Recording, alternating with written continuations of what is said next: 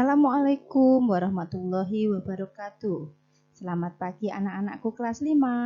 Hari ini kita akan belajar tema 3, subtema 1, pembelajaran 3. Mari kita mulai materi kita hari ini.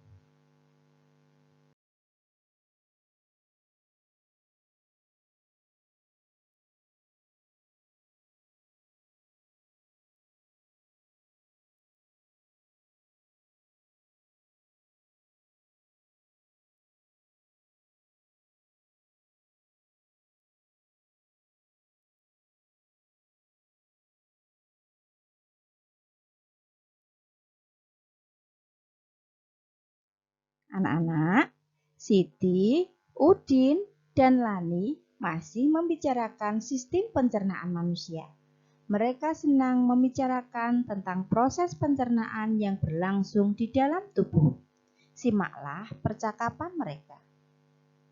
Siti, bekal apa yang kamu bawa hari ini, Din?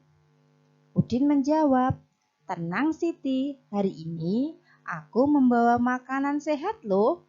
Aku membawa nasi dengan tumis sayur dan telur.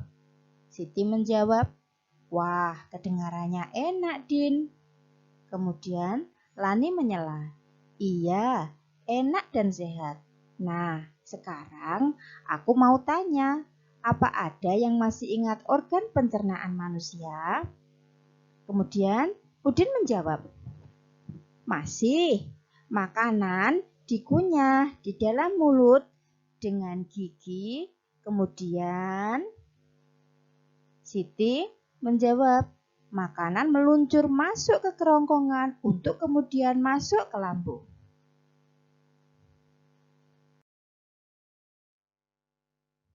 Dari lambung, makanan diubah menjadi bubur makanan yang kemudian diserap oleh apa?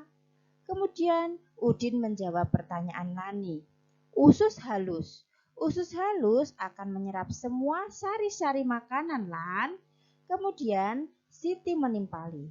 Selanjutnya, makanan yang tidak dapat dicerna bergerak menuju usus besar. Aku lupa apa yang terjadi saat makanan berada di usus besar ya, kata Udin. Kemudian Lani berkata, usus besar menyerap air yang terdapat dalam bubur makanan dan menjadi tempat terjadinya proses pembusukan makanan, Din. Kemudian, makanan yang sudah melalui semua proses tersebut masuk ke anus, kemudian dibuang. Kemudian Siti berkata, jangan lupa makan makanan yang sehat ya teman-teman, agar kesehatan organ pencernaan kita tetap terjaga. Anak-anak, sekarang ayo membaca. Bacalah teks tentang makanan pokok berikut.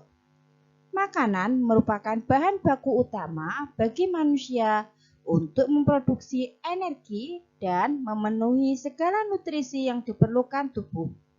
Ibarat bensin yang sangat vital peranannya bagi kendaraan bermotor, makanan sangat berperan bagi tubuh manusia dalam mempertahankan kelangsungan hidup. Namun, tidak semua jenis makanan yang dikonsumsi dapat memberikan asupan gizi yang baik dan sehat. Makanan yang sehat ialah makanan yang mengandung semua zat gizi yang dibutuhkan oleh tubuh untuk memperoleh energi. Bacaan di atas sangat menarik, bukan? Dalam memenuhi makanan, manusia tidak dapat bekerja sendiri.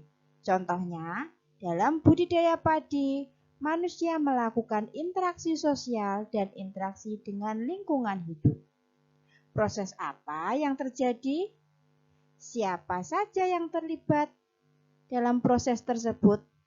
Apakah dalam proses tersebut manusia berinteraksi dengan lingkungannya? Bagaimana dengan lingkungan sosialnya?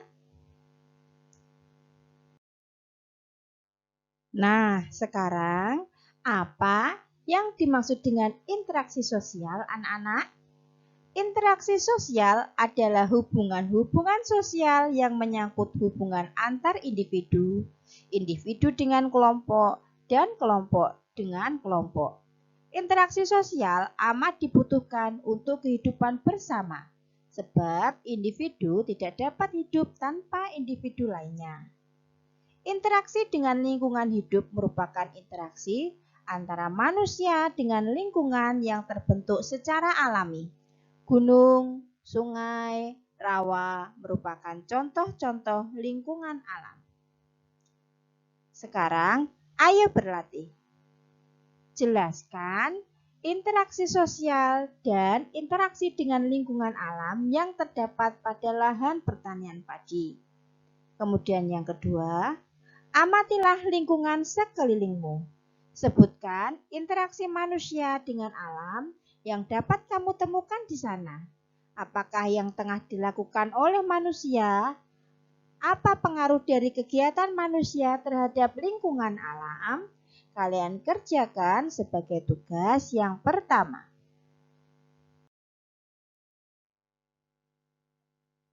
Anak-anakku, sekarang mari kita berkreasi. Indonesia memang dikenal memiliki tingkat keragaman budaya, adat istiadat, dan agama yang tinggi. Berdasarkan hasil pengamatanmu, buatlah sebuah komik sederhana yang mengetengahkan tentang interaksi yang dilakukan manusia. Pastikan tulisanmu menggunakan bahasa Indonesia yang santun dan ejaan yang tepat. Ya, kalian buat pada kolom seperti ini. Nah, ini selanjutnya. Dan kalian kerjakan tugas tadi di buku tugas kalian sebagai tugas yang kedua. Jangan lupa komiknya diwarna dan diberi cerita. Anak-anakku, sekarang berdasarkan penelitian pada tahun 2010, konsumsi beras masyarakat Indonesia mencapai 100 kg per kapita per tahun. Ketersediaan beras di tanah air pada masa mendatang tidak sejalan dengan laju pertumbuhan penduduk. Untuk mengurangi ketergantungan itu, perlu ada perubahan konsep dan kebiasaan makan masyarakat.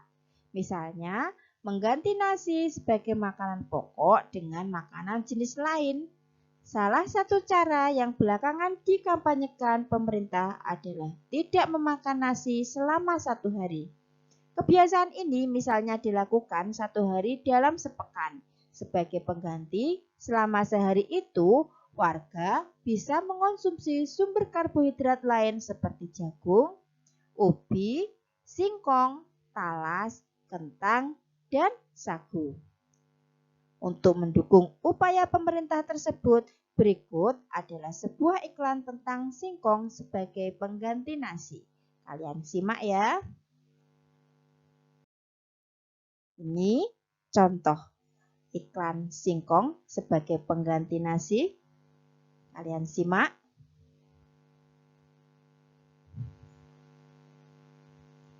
Iklannya, makanlah singkong sebagai pengganti nasi. Solusi makanan sehat, harga rakyat, rasa pejabat.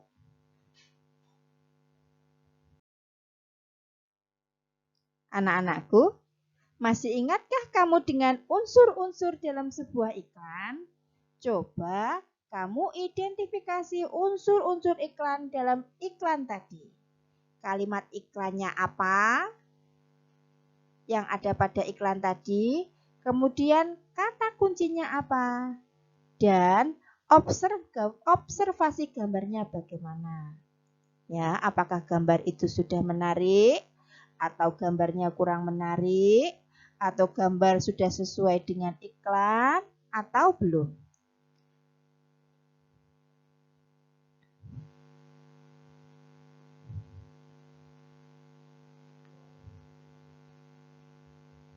Kok enak restart with white and whole? Ya wes.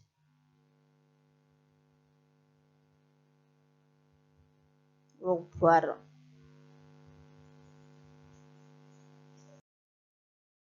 Anak-anakku, menarik bukan pelajaran kita hari ini?